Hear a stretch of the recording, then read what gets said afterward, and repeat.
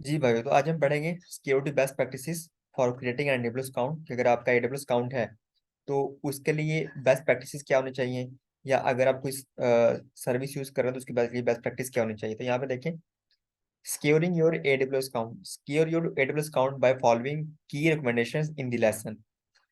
तो जो सिक्योरिंग, अच्छा मुझे आप बताएं कि जो आपने एडब्ल्यूएस अकाउंट को सिक्योर करना कहाँ पे आता है? सिक्योरिटी ऑफ द क्लाउड के अंदर आता है, सिक्योरिटी इन द क्लाउड के अंदर आता है? जी भाइयों, जल्दी से बता दें। ऑफ द क्लाउड आएगा कौन सी ना। क्लाउड? अपने अकाउंट की सिक्योरिटी, अकाउंट की सिक्योरिटी इन आएगा ना? यहाँ पे लिखा हुआ है clearly, AWS is responsible for the security of the cloud, you are responsible for security in the cloud. ठीक है। ऑफ द क्लाउड का मतलब होता है बाहर वाली चीजें, मतलब यहाँ पे बात हो रही है इंफ्रास्ट्रक्चर की। ऑफ द क्लाउड के अंदर तो इंफ्रास्ट्रक्चर जो लगा हुआ फिजिकली वो उसकी सिक्योरिटी एडब्ल्यूएस की है। इन द क्लाउड के अंदर हमारी सर्विस कैसे चल रही है, हमारा डाटा कैसे पड़ा हुआ है, हमारा अकाउंट किस किस को एक्सेस हो रहा है, वो सारी चीजें फिर हम यहाँ पे देखते हैं सिक्योरिटी इन द क्लाउड के अंदर। तो इसके लिए फिर हम खुद रिस्पॉन्सिबल होते हैं अपने अकाउंट के लिए। तो उसको सिक्योर करें, तो उसको सिक्योर करने के लिए यहाँ पे डिफरेंट चीजें बताई गई हैं। हमने पहले भी ये चीज पढ़ी थी कि एडब्ल्यूएस वाले कहते हैं कि भाई आप जब भी कोई आपका अगर एडब्ल्यूएस का अकाउंट है, आपने बनाया हुआ है, तो अगर आपने डेली लॉगिन होना है तो आप as a root user login ना हो। ठीक है, आप ऐसा करें, एक आईएम यूजर क्रिएट कर लें और उस आईएम यूजर को एडमिन परमिशन दे दें, और फिर कल को जब भी हमें लॉगिन होना है next time as a root user, as a IAM user login हो। ये बेस्ट प्रैक्टिस मानी जाती है। ठीक है। इसीलिए अगर मैं यहाँ पे आपको जाके दिखाऊं, यहाँ पे ट्रस्टेड एडवाइजर के अंदर था ना आई थिंक, नहीं यहाँ नहीं था, मैं दिखाता हूँ आपको। ट्रस्टेड एडवाइजर, इसीलिए यहाँ पे देखिए सिक्योरिटी के अंदर अगर मैं जाता हूँ ना, सिक्योरिटी के अंदर, तो वो मुझे यहाँ पे क्या बताएगा, ये देखिए ये तो बता रहा है कि आपने एमएफ इनेबल नहीं किया हुआ। वो मुझे साथ ये भी बता रहा है कि कोई आईएम यूजर आपने क्रिएट नहीं किया हुआ। ये वही यूजर है जो एडब्ल्यूएस वाले कहते हैं कि आप एक आईएम यूजर बना लें और उसको जो है ना एक एडमिन राइट्स दे दें, फिर as a IAM user login हो नेक्स्ट टाइम। तो ये बेस्ट प्रैक्टिस मानी जाती है एडब्ल्यूएस के अंदर। ठीक है। लेकिन क्या हम हमेशा ही as I M user login होंगे? क्या हम रूट यूजर द्वारा लॉगिन नहीं हो सकते हैं, बट फॉर डिफरेंट रीजंस। कि अगर आपने ये फॉलोइंग काम करने हैं तो इनके लिए आप as a root user login हो सकते हैं, बट वैसे ही आप आई एम यूजर ही लॉगिन हो। इसको पढ़ लेते हैं। चेंज योर अकाउंट सेटिंग, अगर आपने अपने अकाउंट की सेटिंग चेंज करनी है तो उसके लिए फिर आप as a root user login हो सकते हैं। अगर आपने कोई आईएम के अंदर जाकर परमिशन चेंज करनी है तो उसके लिए जाके हो सकते हैं। अगर आपने स्पोर्ट प्लान चेंज करना है, तो मैंने कहा था जहाँ डिफरेंट स्पोर्ट प्लान होते हैं, वो बंद हो गया आई थिंक। ठीक है, यहाँ पे डिफरेंट स्पोर्ट प्लान होते हैं ट्रस्ट एडवाइजर के अंदर। तो अगर आपने वो देखना है, स्पोर्ट प्लान देखने हैं आपने, चेंज करना है, डेवलपर से बेसिक पे जाना है, बेसिक से आपने बिजनेस पे जाना है, तो उसके लिए आप रूट यूजर लॉगिन हो सकते हैं। एक्टिवेट आईएम एक्सेस, अगर आपने किसी को आईएम एक्सेस देनी है तो उसके लिए। View certain tax invoices, close your AWS account, register as a seller, configure an Amazon S3 bucket, edit और डिलीट S3 बकेट। तो इन कामों के लिए वो कहते हैं कि आप as a root user login हो सकते हैं, बट वैसे आप as a IAM user login हो। ठीक है। इनके लिए हम एज अ आईएम यूजर भी लॉगिन हो सकते हैं, बट यहाँ पे आपको बेस्ट प्रैक्टिस बताई जा रही है कि बेस्ट प्रैक्टिस क्या है AWS के अंदर। ठीक है भाइयों, क्लियर है यहाँ तक? इसका ये आईएम यूजर का मतलब क्या जरूरत है, क्या फायदा होगा हम अपने ही अकाउंट में आईएम बन के करें? अपने अकाउंट को सिक्योर करने के लिए। अब अगर किसी आपके रूट क्रेडेंशियल किसी को पता लग गए, ठीक है, वो तो लॉगिन हो अच्छा। सकता है कभी, फिर भी कभी तो वो आपका इस तरह अकाउंट कंप्रोमाइज हो सकता है। मतलब लेकिन सर वही है कि हम पावर यूजर बनाना है। हाँ, अगर किसी को आपके आईएम यूजर क्रेडेंशियल पता चल गए ना, तो हम्म। आप as a root user login होकर उसको डिलीट कर सकते हैं। ठीक है। तो इसलिए सही। अपने अकाउंट को सिक्योर करने के लिए यहाँ पे बेस्ट प्रैक्टिस दी जाती है कि आप as a IAM user login हो अपने अकाउंट के अंदर। तो आईएम को जब हम एडमिन बनाते हैं तो वो उसमें से वो भी तो चेंजिंग कर सकता है, चीजें उड़ा नहीं सकता। हाँ वो कर सकते क्योंकि हैं, ऐसा नहीं नहीं कर सकता, बट उसके पास क्योंकि डिफरेंट वो परमिशन नहीं होती, मतलब वो सारे काम नहीं कर सकता जिस तरह वो क्लोज एडब्ल्यूएस अकाउंट नहीं कर सकता। ठीक है, रजिस्टर एज सैलरी नहीं कर सकता। तो लेकिन सारे काम कर सकता है, लेकिन वो आपको बेस्ट प्रैक्टिस बता रहे हैं। सही। यहाँ पे लिखा भी हुआ है, the root user for AWS account has access permissions to everything, all AWS services and resources. Therefore, you should protect that access and use it only when necessary. When you first set up your AWS account, you authenticate your root account with the email address and you want associated with your AWS account. Usually, AWS recommend that you use an IAM user account with appropriate permissions to perform tasks and access AWS resources. However, some tasks require root access. हाँ, ये बात है, some tasks require root access. तो ये वाले task हैं जिनके लिए रूट एक्सेस होना जरूरी है, ये काम है सारे। ठीक है भाइयों, ठीक। ये सारे वो काम है जिनके लिए रूट एक्सेस होना जरूरी है। तो इसलिए अगर आपने ये कोई काम परफॉर्म करना है तो उसके लिए रूट यूजर आपको लॉगिन होना पड़ेगा। वो आप IAM से नहीं कर सकते, चाहे आपने उसको परमिशन दी हुई है। सही।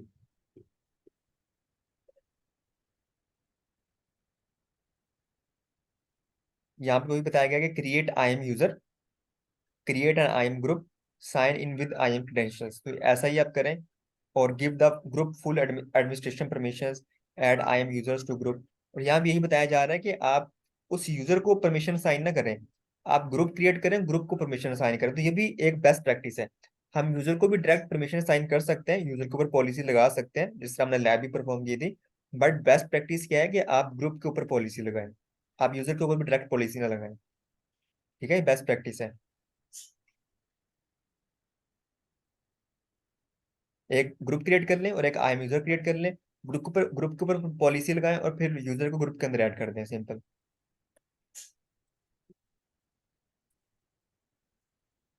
और यहाँ पे आपको बता रहा है कि आप MFA भी इनेबल कर लें, वो हमने देख भी लिया लास्ट लेक्चर के अंदर कि वो हमें किस तरह बता रहा था, हमें चेक बता रहा था रेड कलर के अंदर कि आपके अकाउंट के अंदर MFA इनेबल नहीं है। तो मेरे अकाउंट के अंदर भी नहीं है, तो मुझे भी लगाना चाहिए। मैं भी AWS की बेस्ट प्रैक्टिस जो है ना फॉलो नहीं कर रहा।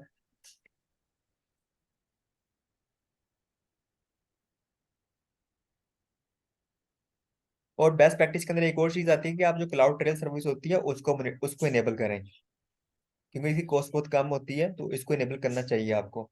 ये आपने तब इनेबल करनी है जब आपके अकाउंट के अंदर मल्टीपल यूजर काम कर रहे हैं। ठीक है, और आपको नहीं पता कि अगर कोई रिसोर्स डिलीट हो जाता है तो वो रिसोर्सेज किसने डिलीट किया, EC2 किसने टर्मिनेट कर दिया, स्टॉप कर दिया। तो उसके लिए फिर आप क्लाउड ट्रेल यूज कर सकते हैं, जिससे आप तमाम यूजर की एक्टिविटी को मॉनिटर कर सकते हैं। ठीक है भाइयों, और हमने ये भी पढ़ा था कि S3 जो क्लाउड ट्रेल होता है, ये लॉग जनरेट करती है। और ये लॉग कहाँ पे स्टोर हो रहे होते हैं जी भाइयों, आप बताएं, क्लाउड ट्रेल के लॉग्स कहाँ पे स्टोर हो रहे होते हैं? यहाँ पे लिखा भी हुआ है ना, S3 के अंदर। तो जितने भी मॉनिटरिंग सर्विसेज होती हैं वो सारे लोग कहाँ पे स्टोर करती हैं, S3 बकेट के अंदर स्टोर करती हैं। ठीक है, और हमने एग्जाम पॉइंट ऑफ व्यू से मैंने आपको ये भी बताया था कि उस बकेट के अंदर जो फाइल बन रही होती है, लॉग्स फाइल बन रही होती है, उसकी एक्सटेंशन पता है किसी को क्या होती है? क्लाउड ट्रेल की जो फाइल बन रही होती है, लॉग फाइल, उसकी एक्सटेंशन क्या होती है S3 के अंदर? डॉट जिप, जिप फॉर्मेट में होती है। ठीक। Activate billing report such as AWS cost and usage report, इसको भी हमने पढ़ना है। ये हमारे अकाउंट के अंदर जो है ना वो एक बिलिंग डैशबोर्ड भी होता है, उसको भी आप एक्टिवेट रखें। ठीक है, तो ये चीजें होती हैं, इसको भी एक्टिवेट रखना चाहिए हमें, ताकि कल कोई बिल आ जाता है या इस तरह की चीजें तो हम बाद में उसको देख सकें। ये हमारा, इसको हम पढ़ेंगे। यहाँ पे जितने भी आपकी कोई सर्विस चल रही है तो उसके अगेंस्ट कितना कितना बिल आ रहा है आपको, नेक्स्ट मंथ कितना बिल आया, नेक्स्ट लास्ट मंथ कितना बिल आया आपको, नेक्स्ट मंथ कितना आएगा, वो सारी चीजें आप यहाँ से मॉनिटर करते हैं। ये बिल्स होते हैं। ठीक है, इसको, ये बिल समरी होती है, यहाँ पे सारे बिल्स आपको शो हो रहे होते हैं। अभी तो कोई भी सर्विस नहीं चल रही है, इसलिए मुझे कुछ शो नहीं कर रहा। ये पेमेंट्स होती हैं, जो भी मैंने पेमेंट्स की होती हैं वो यहाँ पे शो हो रही होती हैं आपको। मैंने कोई पेमेंट नहीं की तो मैंने को बताया था, कोई पेमेंट डी हुआ तो आपको यहाँ पे शो होगी। मेरे पास तो क्रेडिट्स हैं, तो मेरा जो भी बिल बनता है मेरे अकाउंट के अंदर वो यहाँ से क्रेडिट से कट हो जाता है ऑटोमेटिकली। तो ये देखें, अभी तक मैंने $4 का बिल पे किया और मेरे यहीं से कटा है, जो मेरे पास क्रेडिट्स मेरे पास पड़े हुए हैं AWS की तरफ से।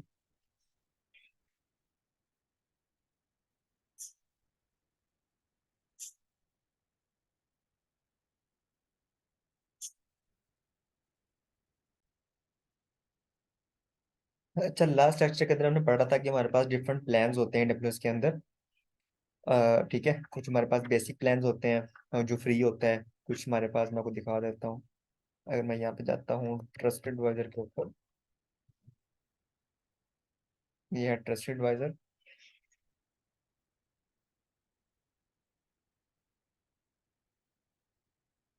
और यहाँ पे अगर हम इसको अपग्रेड करेंगे ना, तो यहाँ पे ना कुछ हमें प्लान्स बाय करने पड़ते हैं। जिस तरह हमारे पास बेसिक प्लान होता है जो बाय डिफॉल्ट इनेबल होता है हमारे अकाउंट के ऊपर, ये फ्री होता है। लेकिन ये पेड होते हैं, developer plan, business plan and enterprise plan.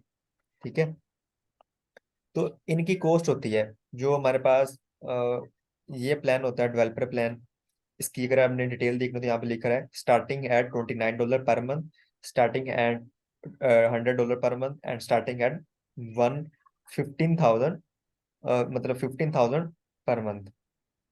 ठीक है, तो यहाँ पे आपको बता रहा है डिफरेंट कॉस्ट होती है। ऑब्वियसली डेवलपर के अंदर फिर हमें फंक्शन कम मिलेंगे, बिजनेस के अंदर ये एक्चुअली होते क्या है, ये ना इनसे जिस तरह हम डिफरेंट एप्लीकेशन यूज करते हैं तो उनकी एक सपोर्ट टीम होती है। अगर हमें कोई भी इश्यू आ गया तो हम उनसे कॉन्टैक्ट कर लेते हैं। ठीक है, इसी तरह ये भी एडवोकेसी सपोर्ट टीम होती है, तो इनसे हम कॉन्टैक्ट कर सकते हैं। तो उनसे कॉन्टैक्ट करने के लिए जो कंपनीज होती हैं उन्होंने ये प्लान बाय किए होते हैं। ठीक है भाइयों, तो ये होते हैं developer support plan, business and enterprise support plan. तो मैं आपको दिखा देता हूँ यहाँ से आके इनके अंदर डिफरेंस क्या होता है। सबसे पहले आ जाता है developer support plan. Developer support plan क्या करता है? AWS developer support plan is for users that use AWS services for testing with in AWS। अगर आप डेवलपमेंट कर रहे हो या टेस्टिंग कोई कर रहे हो AWS के ऊपर, कोई भी सर्विस यूज कर रहे हो, वहां पे कोई आपको इश्यू आ रहा है, तो उसके लिए फिर आप डेवलपर सपोर्ट प्लान का यूज कर सकते हो। और AWS टीम से इंटरेक्ट कर सकते हो, उनसे बात कर सकते हो। अब बात कैसे कर सकते हो? During business hours. आप सिर्फ ड्यूरिंग बिजनेस आवर्स ही उनसे बात कर सकते हो और उनको सिर्फ मेल कर सकते हो, सिर्फ मेल कर सकते हो उनको। ठीक है, ड्यूरिंग बिजनेस आवर्स आप सिर्फ उनको मेल कर सकते हो। और अगर कोई आपकी जनरल गाइडेंस है तो आपको 24 आवर के अंदर आपको रिस्पॉन्ड मिलेगा। और अगर कोई सिस्टम इम्पेयर्ड है, कोई सर्विस के अंदर खराबी आ रही है, तो आपको वो 12 आवर के अंदर क्या मिलेगा? रिस्पॉन्ड मिलेगा। ठीक है, इसी तरह अगर आप नेक्स्ट चाहते हो बिजनेस सपोर्ट प्लान के अंदर, तो यहाँ पे आपको ज्यादा बेनिफिट मिल जाते हैं। कि अगर आप प्रोडक्शन के ऊपर काम कर रहे हो, प्रोडक्शन वर्कलोड के ऊपर अगर आपको कहीं पे कोई मसला आ रहा है प्रोडक्शन के अंदर, लेवल के अंदर, तो वहां पे फिर आप बिजनेस सपोर्ट प्लान का यूज कर सकते हैं। यहाँ पे आप उनको मेल भी कर सकते हैं, उनसे चैट भी कर सकते हैं, उन लाइव चैट भी कर सकते हैं, कॉल भी कर सकते हैं, और 24/7 कर सकते हैं। यहाँ पे कोई बिजनेस आवर की लिमिटेशन नहीं है। यहाँ पे 24/7 आप उनको कॉल भी कर सकते हैं, चैट भी कर सकते हैं, और मेल भी उनको कर सकते हैं। ठीक है, और यहाँ भी वही बात है कि अगर प्रोडक्शन के अंदर आप कोई सिस्टम डाउन हो गया आपका, ठीक है, वहाँ पे आप उनको जो आपको रिस्पॉन्ड मिलेगा 1 आवर लेस होगा। और प्रोडक्शन सिस्टम इम्पेयर्ड, तो वहाँ पे आपको 4 आवर लेस वाला, कि उसके अंदर जो ना आपको वहाँ पे, जब आप इसको यहाँ से चलिए। सिलेक्ट करते हो ना, यहाँ जब आप इसको सिलेक्ट करते हो, तो वो आपसे पूछते हैं कि आपका इशू कैसा है। ठीक है, आपका टेक्निकल इशू है, या आप सर्विस के रिलेटेड कोई इशू आ रहा है, या आपके अकाउंट से रिलेटेड इशू आ रहा है, तो उस बेस पे जो ना फिर आपको रिस्पॉन्ड मिलता है। ठीक है, उस पेज पे फिर आपको रिस्पॉन्ड मिलता है, 4 आवर और लेस, 1 आवर और लेस मिलता है आपको यहाँ पे रिस्पॉन्ड। जी यूजैफा। ये जिस तरह जनरल गाइडेंस तो 24 आवर है, उससे नीचे ये 12 आवर्स में क्या होता है? System impaired. ये वही चीज है कि अगर आपको ये वाला जो हमने यहाँ पढ़ा था ना, ये जो पढ़ा डेवलपर सपोर्ट कराने के लिए, दोनों चीजें वहीं भी वहां भी आपको मिल रही हैं, उसके साथ ही मिल रही हैं। लेकिन ये जनरल गाइडेंस होती है, कोई सर्विस से रिलेटेड। ठीक है, तो उसके रिलेटेड ये जो है ना आपको जनरल गाइडेंस आपको दी जाती है। यहाँ पे जो जनरल गाइडेंस है इसके अंदर कुछ भी नहीं होता। इसके अंदर मोस्टली आप कह सकते हैं कि कोई FAQs हो सकते हैं यहाँ पे हमारे। ठीक है, लेकिन जो सिस्टम इम्पेयर्ड होता है, सिस्टम इम्पेयर्ड के अंदर फिर आपकी चीजें आ जाती हैं, लाइक सर्विस रिलेटेड कोई इशू आ रहा है। ठीक है, आप सर्विस के अंदर कोई इशू आ रहा है तो उसके अंदर भी डिफरेंट कैटेगरीज आ जाती हैं कि वो इशू कैसा है। तो वो जब हम प्लान देते हैं तो वहाँ पे हम वो फिर क्लिक करते हैं और स्पेसिफाई करते हैं कि हम कैसा इशू आ रहा है, कि सर्विस के अंदर इशू आ रहा है, ठीक है, कॉन्फ़िगरेशन के अंदर इशू आ रहा है, या उसके सर्विस के अंदर एक्चुअली इश्यू आ रहा है, सर्विस काम नहीं करी, तो वहां पे फिर डिफरेंट चीजें होती हैं यहाँ पे हमारे पास।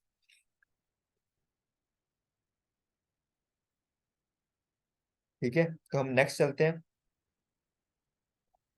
इसी तरह इंटरप्राइज सपोर्ट प्लान भी होता है, तो इंटरप्राइज की प्राइस सबसे ज्यादा होगी हमारे पास। ठीक है, और यहाँ पे देखें इंटरप्राइज के अंदर क्या होता है, सेम वही कि आप उनको मेल भी कर सकते हैं, आप चैट भी कर सकते हैं, कॉल भी कर सकते हैं, 24/7 कर सकते हैं। ठीक है भाइयों, और यहाँ पे जो आपको रिस्पॉन्स मिलता है वो लेस देन 15 मिनट्स मिलता है।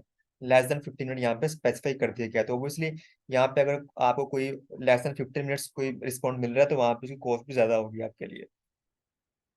लेकिन आपने यहाँ पे एक चीज याद रखनी है कि एक होता है टेक्निकल अकाउंट मैनेजर।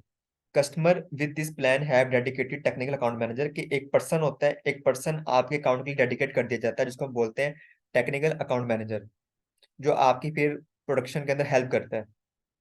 ठीक है, और ये फैसिलिटी हमें सिर्फ इंटरप्राइज के साथ मिलती है, ये हमें बिजनेस के अंदर और डेवलपर के अंदर नहीं मिलती, उस प्लान में नहीं मिलती, सिर्फ इंटरप्राइज सपोर्ट प्लान में मिलती है ये फैसिलिटी हमें, जहाँ पे आपको डेडिकेटेड पर्सन डेडिकेट कर दिया जाता है टेक्निकल अकाउंट मैनेजर, फिर जब भी आप बात करें तो उसी से करेंगे और आपसे जो भी क्वारी होगी उसको रिजोल्व करेगा। प्रोडक्शन सिस्टम डाउन हो गया आपका, प्रोडक्शन कोई आपकी एप्लीकेशन चल रही है वो नहीं काम कर रही, तो उसके लिए 1 आवर लेस।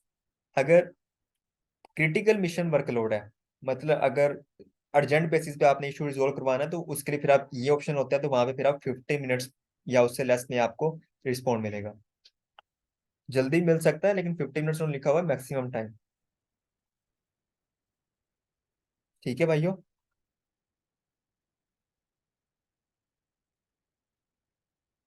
इसी तरह AWS पार्ट होता है कि AWS के डिफरेंट वेंडर्स होते हैं, service vendor, software partner. APN क्या होता है? Partner network is a group of cloud software and service vendors that has hundreds of certified APN partner world wide.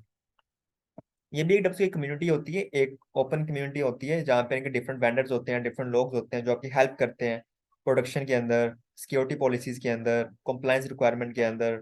ठीक है, इम्प्लीमेंटेशंस के अंदर, क्लाउड डिप्लॉयमेंट्स के अंदर। तो अगर कोई आपको वहां से हेल्प चाहिए तो उसके लिए फिर इनकी अलग से सर्विस होती है APN, आप इसका यूज कर सकते हैं।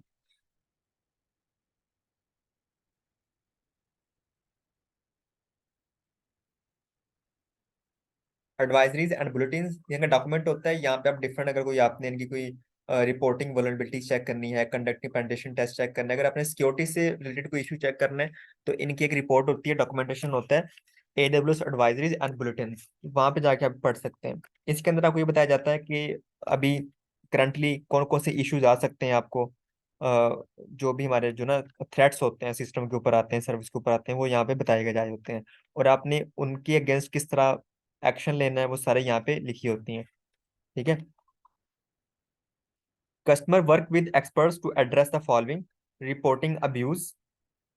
अब्यूज का मतलब क्या होता है कि आप, अगर आपको लगता है कि कोई पर्सन जो है ना मेरे अकाउंट को एक्सेस कर रहा है, मुझे नहीं पता, ठीक है, आपको पता नहीं है, कोई पर्सन आपके अकाउंट को एक्सेस कर रहा है जिसको आपने एक्सेस नहीं दी हुई, तो उसके लिए फिर आप जो है ना ये होता है रिपोर्टिंग अब्यूज, ये वाला ऑप्शन यूज कर सकते हैं। ठीक है, रिपोर्टिंग वल्नरेबिलिटीज, अगर कोई वल्नरेबिलिटी है उनको रिपोर्ट कर सकते हो आपके अकाउंट के अंदर।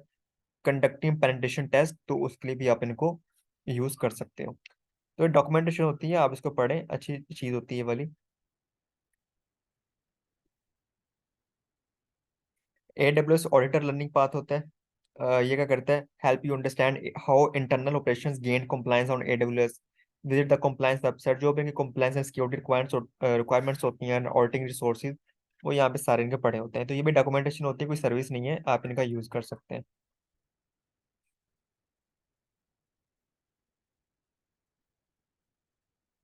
सिक्योरिटी बेनिफिट हमने बहुत डिटेल में पढ़ लिया है, कुछ इसके अंदर हम डिफरेंट चीजें कर सकते हैं, डिफरेंट लेयर्स के ऊपर हम सिक्योरिटी लगा सकते हैं, डिफरेंट मॉनिटरिंग सर्विस यूज कर सकते हैं, वो सारी चीजें। जी भाइयों, यहाँ तक क्लियर है? या लिखा भी हुआ है, where can customer get the most current information on vulnerability and threats. आपको इस तरह क्वेश्चन आएगा कि अगर आपने कोई अब्यूज रिपोर्ट करनी है, या आपने कोई vulnerability and penetration testing threats के अगेंस्ट कोई चीज, आपको इन्फॉर्मेशन चाहिए, तो आप कहाँ जा सकते हैं, तो उसके लिए एडवाइजरीज एंड बुलेटिन। ठीक है, अभी हमने पढ़ा, तो इस तरह आपको सम टाइम, अगर आपने अच्छे से PDF को रीड किया होगा ना, तो वहाँ पे एग्जाम के अंदर एग्जैक्ट वही वर्ड्स आते हैं जो आपने पढ़े होते हैं, ठीक है। और ये आपको तभी पता चलेगा जब आपने उसको अच्छे से रीड किया होगा। जी भाई, यहाँ तक क्लियर है आपको?